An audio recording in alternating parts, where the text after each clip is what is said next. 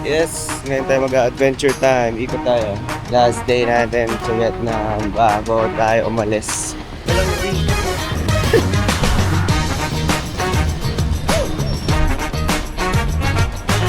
Pho.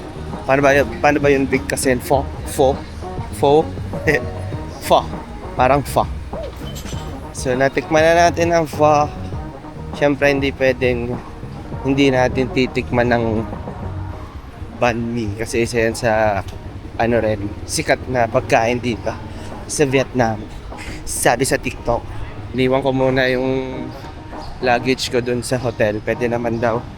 So tip yun, makiusap kayo na ilagay muna yung luggage nyo sa storage kasi ang check-out ay 12 ang flight namin alas 12 pa ng gabi.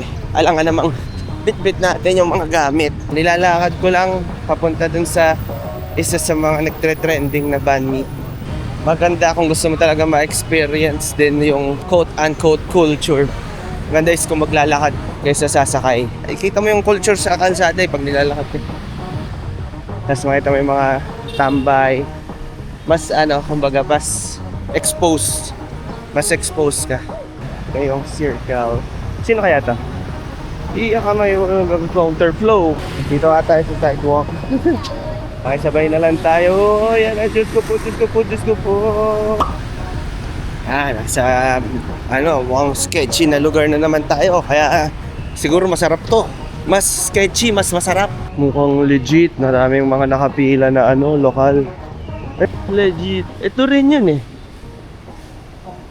Pero bakit yung mga tao, parang nandun ata yung gawaan ng karne. Pero nandito yung mismong bilihan. Hindi ko alam kung paano umorder. Napila na tayo, bahala lang. Order? We have only one option. One option, okay. But what size of the bread? No. It's mean how much you buy one banh mi? 73,000. Okay. What's 3 by Okay, 4? just one. 73 for one. Okay.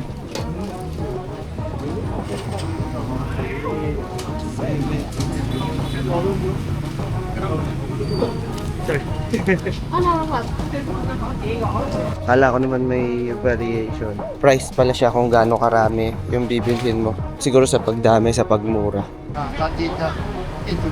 Mukhang legit kasi mga lokal mismo yung pumipila.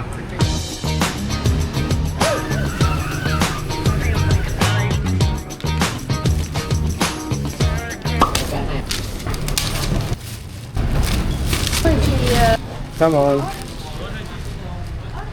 Come on. Pwede atang kumain dito sa kabila. Para may kasupunuan. Ang natin.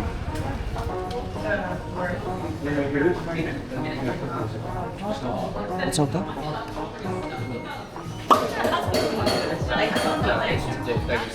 Nakikiblend tayo. Hindi naman tayo naiintindihan. Just like a taste like everything. Because this store, Michael and I really enjoy. We're thinking about being repeat, but it's exclusively. It's fine. I can try it. Everyone's eating rare. Looking like. May gulay. Kaya sila napaka-healthy dito. So. Mukhang mapapalaban tayo. Prepare muna natin. So I took a shot of apple cider vinegar. I took the down the apple and I went, okay, good. I feel better. So the main thing I have apple cider vinegar. That will Parang ang challenging nito kainin. but she'll like it six. For me, I just like Ito na yung pinaka-plate ng iba. Kita ko yan. Para hindi makalaki. Hindi ko alam paano gagawin. Aesthetic.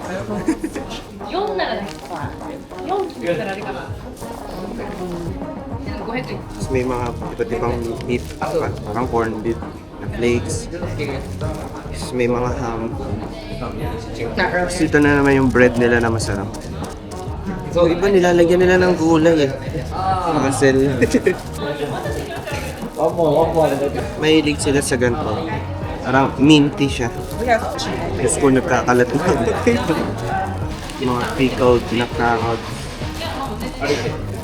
Hindi ko alam kung pinapanood ako ng katabi ko. Paalala? Alis naman na tayo dito. Sa sides na lang tong pipino. It's a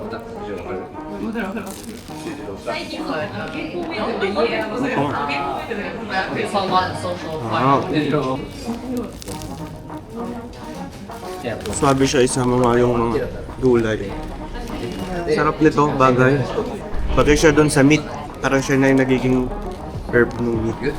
Parang goods na to as ano, branch na to. Marami yung meat niya sa loob. Pusin na natin to. Parang yun siyang may ano, Reno, liver spread. Parang ang sarap niyang isaw-saw. Ang ganda pa naman yung tip. Oh my God. Rinig niyo ba yung music?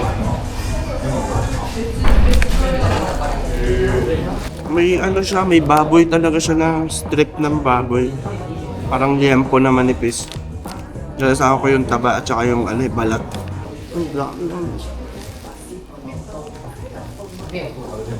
Sarap, Diyos ko. Dahil pa akong pupuntahan.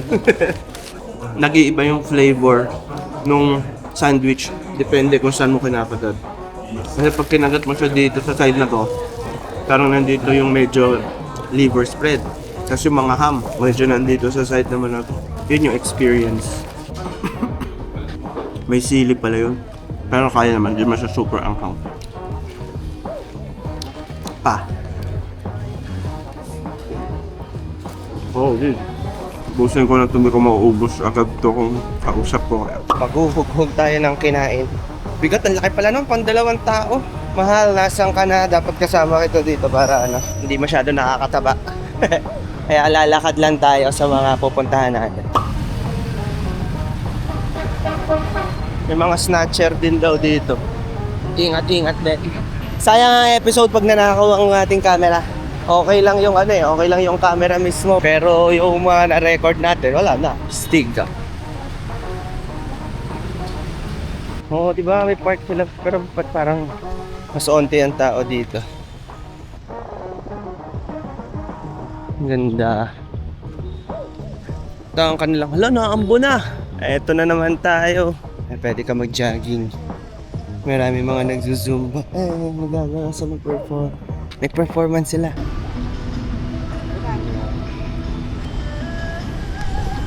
Taobang Zumba natin.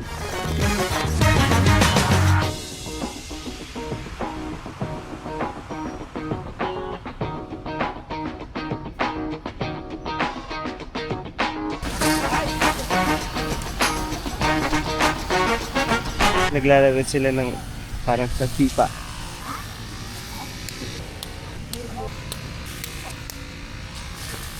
Oh, yeah.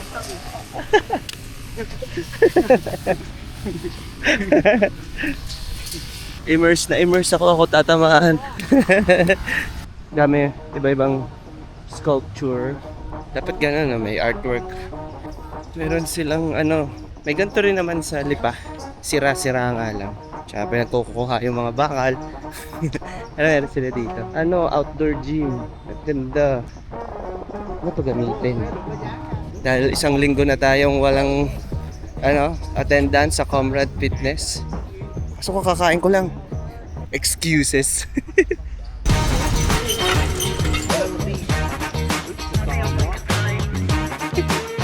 Let's go, walang warm up, sakit sa likod. Let's go. Jogging naman. Cash out.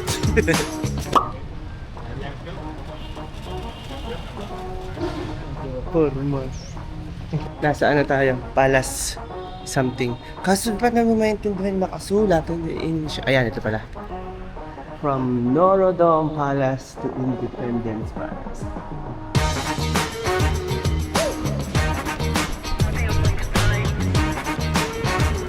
Sa totoo lang, hindi naman ako nagbabasa. Pag sa mga ganito, ang level ko lang ng pag-explore ay parang bata. Pictures lang. Maikli. Hindi. Uupo ka dito. So, ang audio nito, yung audio doon sa video na yun. Ganyan. They knew that ice cream was for sale. Ice cream vendors easily attracted guests.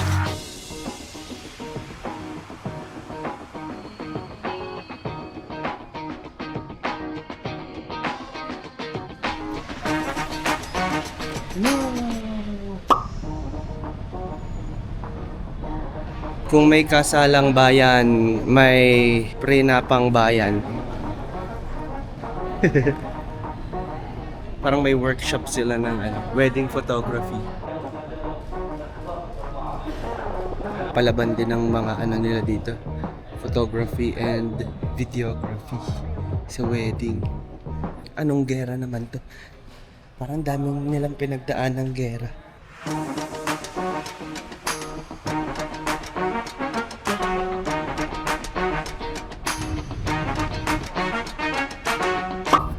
Hindi tayo dapat pupunta dito pero nadaanan na rin natin eh. Church yung hinahanap ko eh.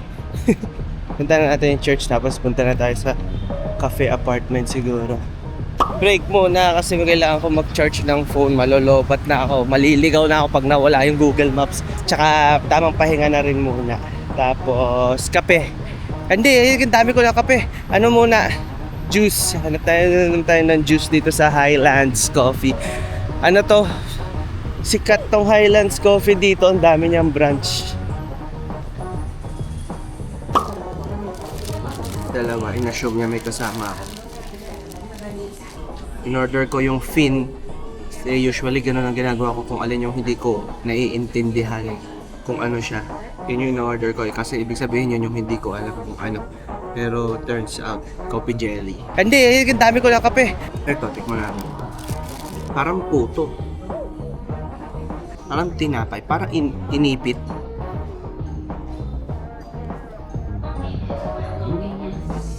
Parang may mga flaws ng meat. O din, nothing special. Pero walang ganyan sa atin. Yun na yung pinaka-special sa kanya. Ang kas daw sabi ni Joray, rumenta ng motor.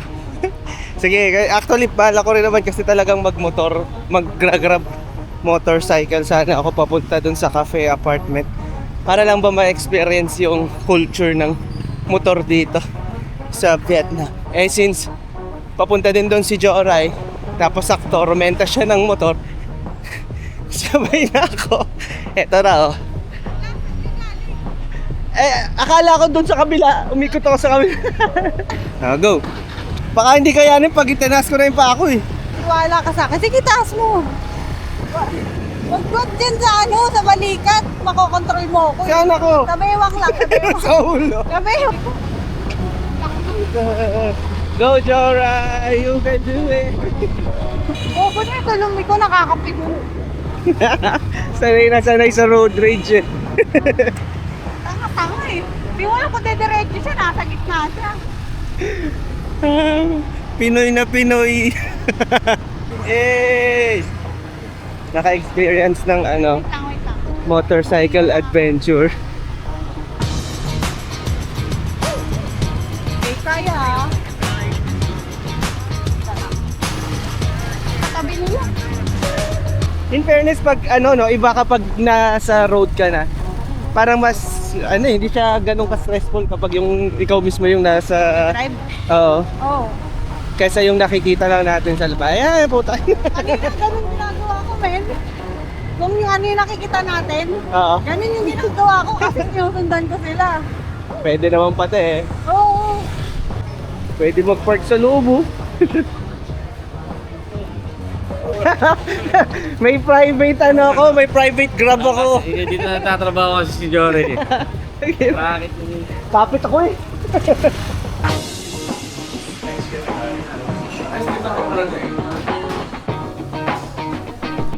Dapat di ko pala dito sa'yo pero panalo na ako. Yan.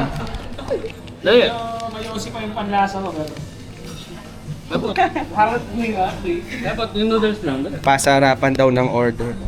Ba to? Oo, hindi ko na. Stone pa rin ah. Yes, bro. Swabe yung presentation ng Dapat, papatindahan kita. Noodles lang papatingin ko sa'yo. Parang... Puta ako, mali lang tingnan.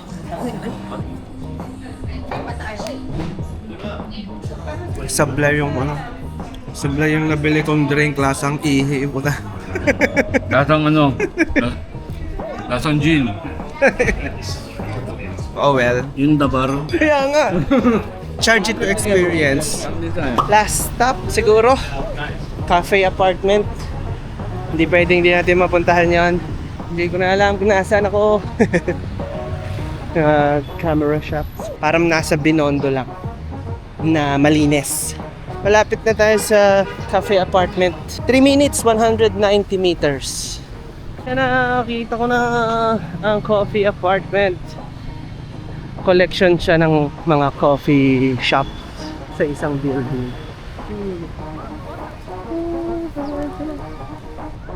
Hindi kaya tayo maano nito, bird flu. Parang okay lang sa kanila. Oh. Hindi sila naalis. Hindi sila nalipad. Hindi ako makakuha ng cinematic. Ayaw nilang lumipad. Ayan na.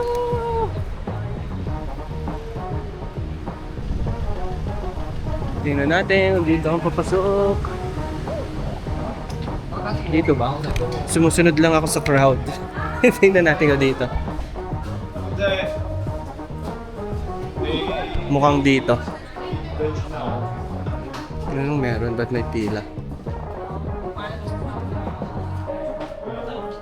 May bayad ang elevator. Pero yung stairs, walang bayad. Yan. Magagamit natin ng CrossFit. First floor ba to? Second floor? Hindi ko na alam. May coffee ano na agad. May shop na agad. Go. Ang dami ng shop. Kung ayaw nyo mag-stairs, ready kayo ng pambayad sa elevator.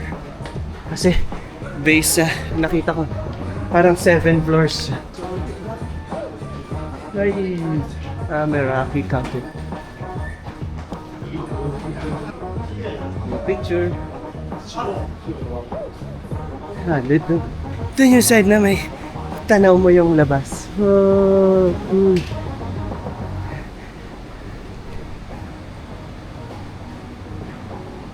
Layo pa. Mataas pa. G. Kaya tayo. Let's go.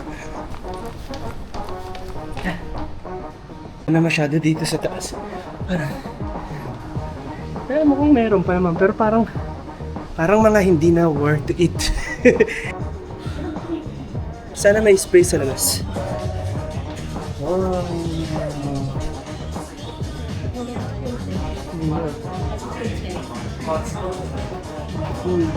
Magbawi-bawi tayo. Healthy drink daw to eh. Suggestion nila ay may thumbs up at saka hindi familiar. Yuzu. Hi. Hello. What? Let's risk it.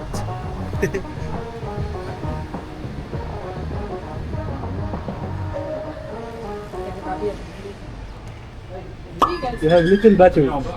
13%. Yeah, I'm almost done. This is my last stop. And I'm going back to the hotel. Nice. What did you do? Just visited some museums, walked around. Yeah. Tried some of the Michelin Food? select foods. It was good. Yeah, it's new to me, so yeah, it's good also. Like what? Can you give us recommendations? I'll ask my friends for the names. Oh yeah, because tonight we're thinking, where do we eat?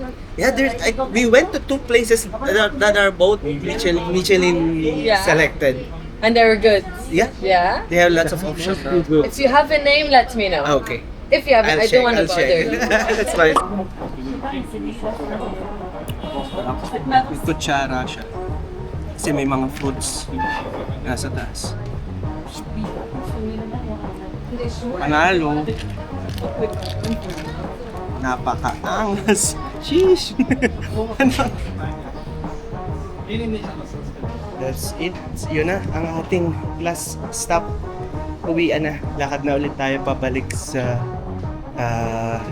Ruby Hotel. Ay, Puna natin to.